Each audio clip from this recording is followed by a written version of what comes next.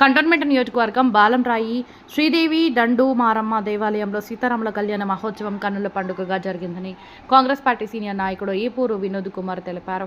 ఈ యొక్క కార్యక్రమానికి ముఖ్య అతిథిగా కంటోన్మెంట్ ఎమ్మెల్యే శ్రీ గణేష్ హాజరై స్వామివారికి ప్రత్యేక పూజలు చేసి కళ్యాణ మహోత్సవంలో పాల్గొన్నారు.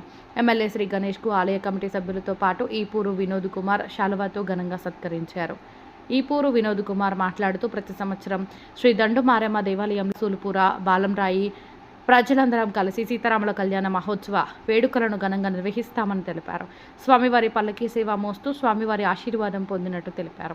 తదనంతరం అన్నదాన వితరణ చేపట్టినట్లు తెలిపారు. ఈ కార్యక్రమంలో సుబ్రహ్మణ్య స్వామి దేవాలయ మాజీ ట్రస్ట్ బోర్డు సభ్యులు కె పరమేష్, శ్రీ వెంకటేశ్వర పెరుమాల్ దేవాలయ రెనోవేషన్ కమిటీ సభ్యులు దర్గా రవికుమార్, కాంగ్రెస్ పార్టీ 3వ వార్డు అధ్యక్షుడు Mahesh Yadav, Ganesh, temple trust board మాజీ సభ్యులు రమేష్, కాంగ్రెస్ పార్టీ సీనియర్ నాయకులు బలవంత్ రెడ్డి తదితరులు పాల్గొన్నారు.